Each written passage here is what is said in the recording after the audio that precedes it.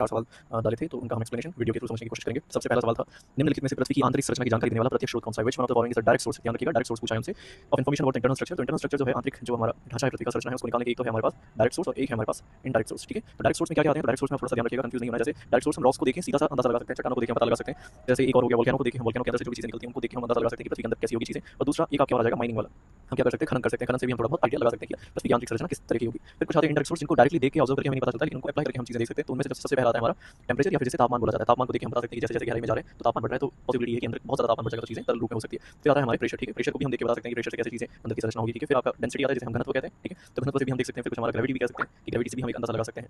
ठीक है, फिर हम कुछ और भी सोर्सेज हैं जैसे मैग्नेटिक फील्ड वगैरह, ये और भी कुछ सोर्सेज आते हैं। ठीक है, इनडायरेक्ट सोर्सेज में जैसे हम देखेंगे तो उल्कापिंड वगैरह होते हैं, उनका उनसे भी हम थोड़ा अंदाजा लगा सकते हैं कि उल्कापिंड से कैसे क्या है, क्योंकि आफ्टर ऑल बिग बैंग में सारी चीजें एक ही चीज से बनी है, तो थोड़ा बहुत। तो एक आता है हमारे पास अर्थक्वेक, जिसे हम भूकंप कहते हैं। ठीक है, तो ये सारे कौन से सोर्स हैं आपके? इनडायरेक्ट सोर्स है। तो थोड़ा सा ध्यान रखिएगा डायरेक्ट सोर्स कौन से हैं और इनडायरेक्ट सोर्स कौन से। तो हमें सवाल पूछा है यहाँ पे डायरेक्ट सोर्स का, डायरेक्ट सोर्स में कौन सा है? यहाँ पे एक ज्वालामुखी ऑप्शन में दे रखा है, इसका आंसर क्या हो जाएगा? फर्स्ट क्वेश्चन का आंसर हो जाएगा ज्वालामुखी।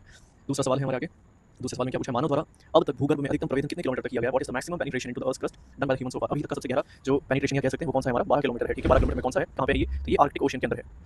अगर ये हमारी अर्थ है तो यहाँ पे 90 डिग्री नॉर्थ जो है आपका नॉर्थ पोल जिसे हम कहते हैं, वहाँ पे जो आर्कटिक ओशन है वहाँ पे अभी तक की सबसे गहरी क्या कह सकते हैं ड्रिल किया गया है। ठीक है, ड्रिल करा गया है। और वो कहाँ पे ड्रिल करा गया? आपसे एरिया पूछ ले तो कोला क्षेत्र है। ठीक है, कोला क्षेत्र। तो ये कोला क्षेत्र ध्यान रखना कहाँ पे है? आर्कटिक ओशन है। ध्यान रखिएगा 12 किलोमीटर है, 11 नहीं है, देखने में एक बार लगेगा 11, लेकिन कितना है ये? 12 किलोमीटर है। ठीक है, ऑलमोस्ट ये कब किया गया था? तो एक थोड़ा बहुत आइडिया रखना चाहो तो आप रख सकते हो, क्योंकि ऑलमोस्ट 1970s में ड्रिल शुरू किया गया था। ठीक है, 1970s के अंदर। ठीक है, 92 के अंदर ऑलमोस्ट पहुंचते शायद उन्होंने काम बंद कर दिया था, और कितने करीब करीब 12 किलोमीटर तक पहुंच गया था। या फिर अगर आपसे फीट के अंदर पूछ रहा है तो ध्यान रखिएगा 40,000 फीट है।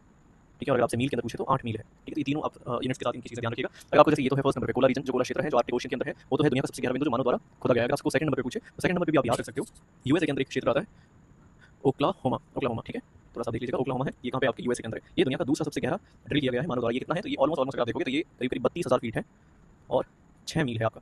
ठीक है, ये दुनिया का दूसरा सबसे गहरा पॉइंट, लेकिन इसको भी फिर बंद कर दिया था, क्योंकि इसमें फिर पिघला हुआ सल्फर वगैरह मिलना शुरू हो गया था, फिर साइंटिस्ट लोगों ने इसको बंद कर दिया था। तो इसका आंसर क्या हो जाएगा? 12 किलोमीटर हो जाएगा। ठीक है, फिर एक बहुत इजी सा सवाल है, who proposed the concept of sea floor spreading? Sea floor spreading किसने दी थी? तो आपको सीधा याद है, हैरी हैस जो है, हैरी हैस महोदय ने सी फ्लोर स्प्रेडिंग, समुद्री अधस्तल विस्तार की संकल्पना इन्होंने दी थी। कब दी थी? तो थोड़ा सा आइडिया रखना, 1960 के दशक के अंदर इन्होंने ये थ्योरी दी थी।